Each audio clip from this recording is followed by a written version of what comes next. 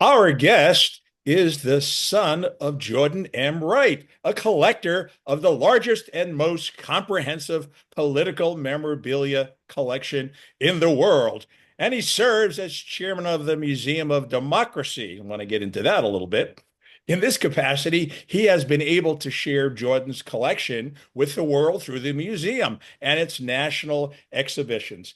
As Wright continues to grow his father's collection, his emphasis is on ensuring it remains accessible to all, particularly the younger generations. We got to get those young whippersnappers in place, that's for sure, to Yeah. educate them about freedom and democracy and inspire them to engage in the political process. Well, that's a mouthful. So, welcome to the Motivation Show, Austin Wright. Well, excuse me. Well said, Eli. Thank you for an amazing introduction. You covered a lot of ground there, and it's so good to be with you. Well, I understand that you and your pop had written this voluminous book called Campaigning for President. I don't know how you got through that book. It's a lot of stuff in there. And it's this incredible comprehensive look at the campaign paraphernalia through the ages. And you cover everything from the 1800s right up through today. That's a heck of a motivation. How did that motivation sort of get inspired through your father? So let's start with this, Eli. So first off, the collection spans from the 1700s, from George Washington all the way to today. And the collection's grown considerably since my father passed away. We've had multiple editions. It's close to 1.3 million objects. So this book you talk about that we decided to redo, my father originally wrote it before he passed, and me and another author, great author, Mark Bigo, decided to co-author it together. And so we end up covering the last, my father passed away around '08, so he stops, before then. He adds a little in, but not enough. So we added from '08 to today. And it's been just, I can't tell you how exciting of a journey it's been to put together this new book.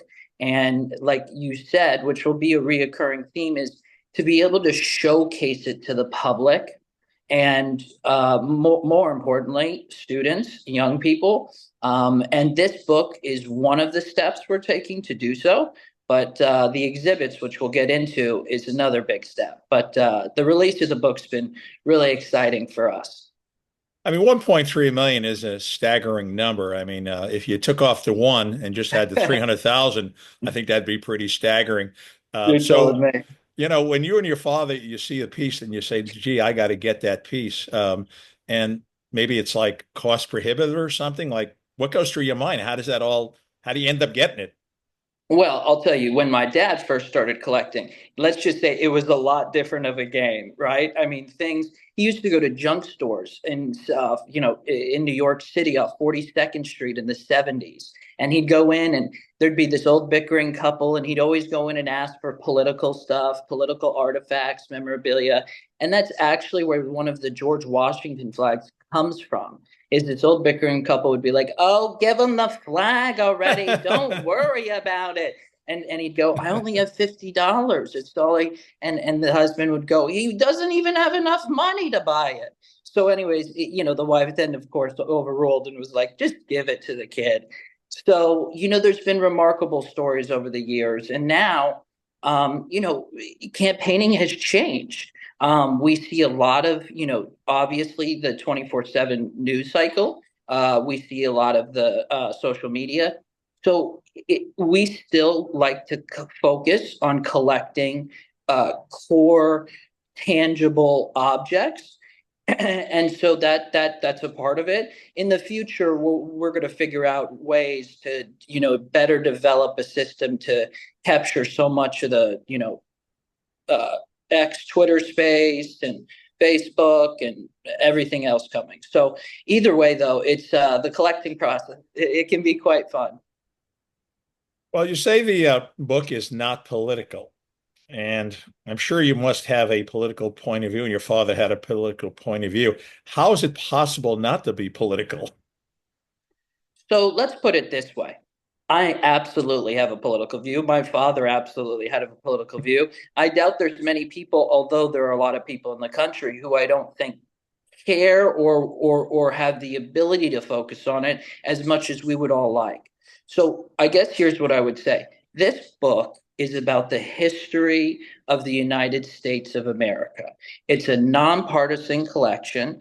It doesn't have a side or a view. It shows everything from social movements to third party causes. I mean, you can't imagine how many different, political parties there's been over the years, and how many movements from, the civil rights, the women's right to vote. So I would just say that it's something that I try to keep. Of course, I have my own political leanings, and then a little separated, the same way kind of my father did. But of course, still engaging in the process. That's part of the fun. So. Well, well, at least half the people won't hate you when if you revealed your political point of view within the book. So at least everybody will have a chance to read it, which is a good thing. And probably the number one question that I think my listeners would want to hear, and so would I, is what would be of 1.3 million pieces your favorite object and your father's favorite object, and why? So that's like asking me or asking you, who's your favorite child? Who do you love most? Okay. And I'm going to circle back to your past question too in a minute. But here's what I would say. There are a lot of rare objects in the collection, one of a kinds. There are, which I'll start with a few, and this will bring it back, and this maybe give you some insight. So, negative campaigning we think has just erupted and has gotten so bad. And it is, I do think You it has some, think? I do think it has Yeah. something to do with the news cycle and the Yeah. media constant and the social media's constant attention. However, back in the day, we have a great William McKinley doll, and it's a ceramic doll. It's very rare. One side is William McKinley, and when you flip it over, it's an African American woman. And they said that William McKinley had fathered an African American child out of wedlock. Now, it never was proven or disproven, but that's just how it went. We have another one from 1872, which is a ballot box from New Hampshire that has never been opened. There are still ballots locked inside of it, and we have not opened it. Wow. So when you talk about some of the issues that have been arising these days, is it enough to swing an election? I don't know. In 1872, maybe 10 votes was enough. So, Oh, and then yeah. lastly, Williams Jennings Bryan, who was famous. Yep. They used to say he talked so much, he talked babies to sleep. And so we have these little coffins with babies in them Oh, that literally show what it was, how harsh the campaigning got. So anyways, to bring it back to my political views, I like to talk about the collection outside of it in general sense, because I think these items deserve the attention. One day, maybe I'll deserve the attention fully. But today, this collection is unbelievable and special and deserves to be showcased. speaking of showcasing, where is all this stuff? Yeah. Well, that's another big part of it. So we have 5 exhibits going on right now. And our one main permanent one for now is in Long Island City at the LIU Post School. Funny enough, I think this will be of interest to you. It was Marjorie Mayweather Post's summer home, the Roosevelt House, which Wow. we filled up. So it just so happens where she also lived was right near you, I'm sure, in Florida, called Mar-a-Lago these days. Now, the house is remarkable, and it has been an absolute joy to work with LIU and get this museum exhibition set How up. many pieces are there at the LIU, Like the approximately? book, Eli, the book has several thousand, and this probably has, maybe it's several hundred, maybe, close to 1,000 too. But it's hard to showcase all this and make sure it has proper room and, the temperature control and all what comes with it, security. It's absolutely it's so worthwhile to go see. We've done some great events there with Tweed Roosevelt, too, the great grandson of Theodore, and then we have another one in Washington, which is at a private home, and then our big three ones, which I want to share with you, is comes from Arizona, and we have three major exhibitions.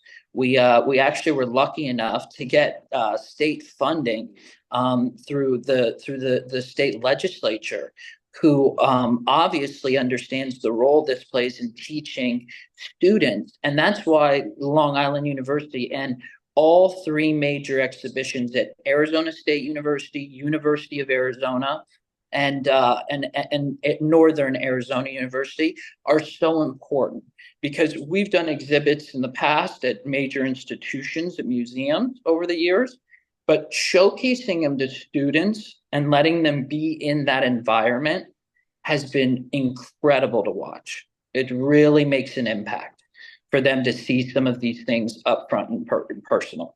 So most kids grow up around GI Joe dolls. We had our Pez dispensers, but you had your Pez dispensers. There was probably a Richard Nixon and a JFK.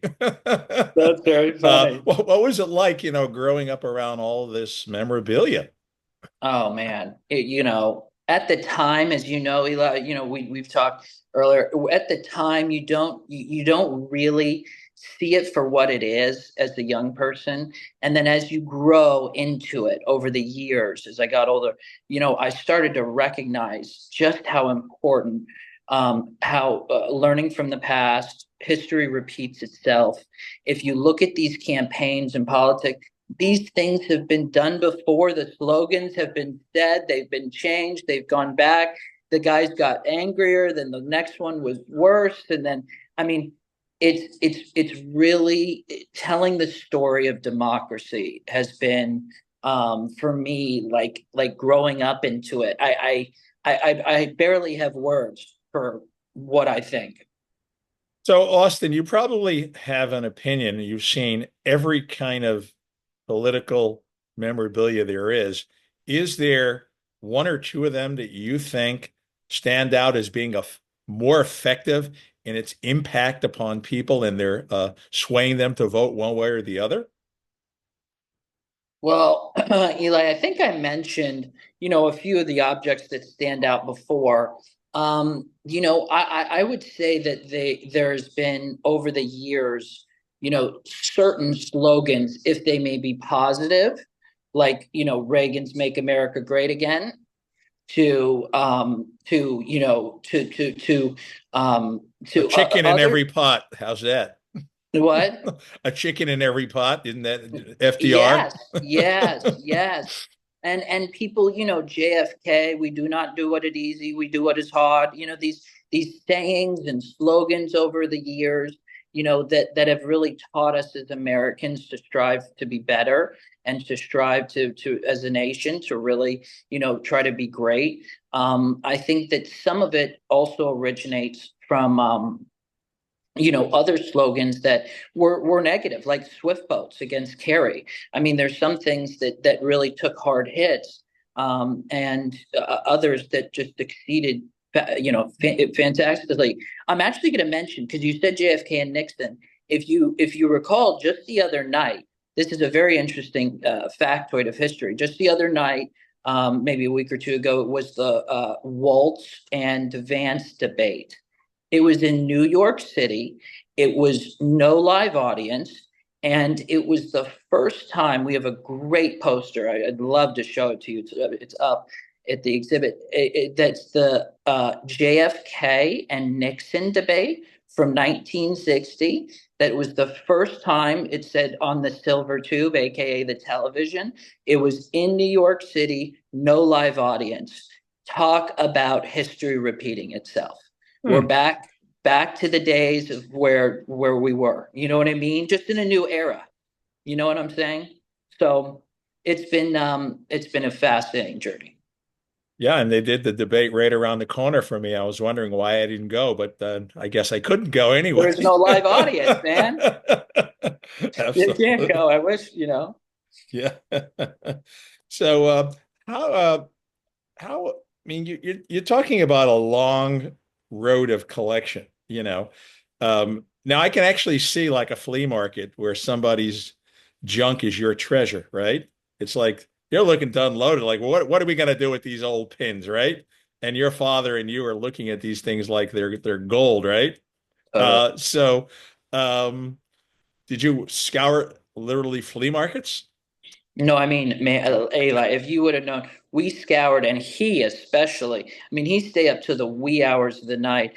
We went to auctions, we went to conventions, flea markets. We went to, the Kennedy compound. We went to the White House.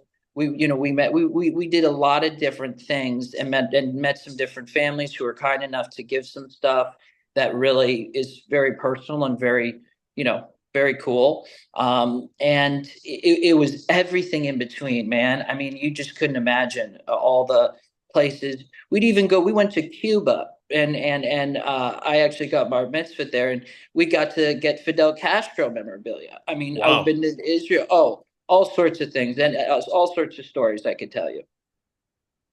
And without getting political, were there any political figures that you met that kind of resonate in not in a political sense, but just in uh, meeting them? And Um, listen, I've gotten the opportunity. I've been fortunate in life to meet certain presidents and ambassadors, senators, Congress people. I would just say that, there's such a mix. And I could point out many that I thought were in their own right, interesting and incredible people. Bill Clinton, I mean, Rhodes Scholar from Arkansas, which I really appreciate, and came from nothing and built up this career to all the way people like John McCain, who I knew in Arizona, to my New York boys like Trump and others that, I thought Obama, he was able to do, orator, to Trump, who's now, making a mark for himself in a whole new New Yorker way, which was like a Nelson Rockefeller, these different types. So I got to meet. I've I'm been. glad you spread the love a little bit there I'm to going both to. parties. No. It's listen. It's part of what the collection's about. I know you want to, and I definitely, feel certain how I feel, Yeah. and that's a topic. But this collection, I just don't want it to take. Neither did he. We don't want it to take away from it and Yeah. how amazing it can be But for tell us people. more about this museum that we talked about earlier, and why you're so passionate about it, and what it means to the American public. Well, the Museum of Democracy. I mean, I don't know how else to describe it, my friend. It's literally the start of our beginning in America. I mean, it literally showcases. People love to say it's memorabilia. These are artifacts. These are pieces that shaped our country and nation for the better, for the worse. I hope always for the better. But either way, it's a huge honor, and it's very distinct to get to showcase this, and especially as I said earlier, now to students, when I see students getting involved, and I think young people are the most involved they've been in a long time. I think there could always be more, but I think they're very involved, and I think that's one of the, if I could have some goals out of this, obviously that's one of them, is to teach students and the public about history and democracy and freedom and what it means to be an American. Also I would add, would be of course to have these permanent, if it's permanent homes for them, a main permanent, always traveling. We have such a plethora of artifacts, memorabilia, that we could do that. So just to make sure it stays visible to people. But it's a hard question. There's a lot of reasons why I feel a responsibility towards it. I'm trying to visualize your father, and I'm trying to visualize you, Austin, as a young kid, right? And you know, uh, You have all this memorabilia all over the place. Like your father must have been incredible at organizing, and you must be incredible because where do you put all this stuff? You know? Well, let me tell you something. He and my he really did an amazing job at that. I mean, he really did. Now, I will tell you something.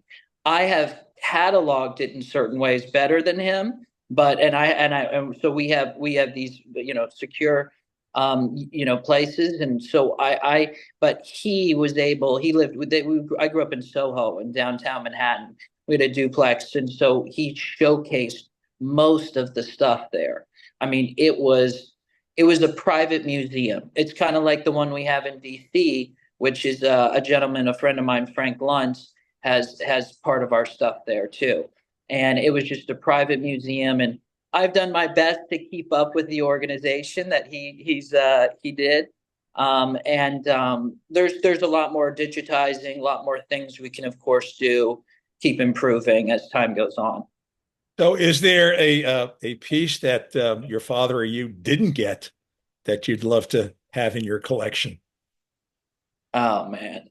Oh, that's such a good one. I recently went to the New York Historical Society, and they had a copy Love of that the place. Yeah. love it. And they had a copy of the Constitution Oh, and sorry, Constitution, the Declaration of Independence. I'm sorry. It's Ken Griffin so we've done an exhibit in Arkansas, Crystal Bridges, Alice Walton's museum. He has the Constitution on display.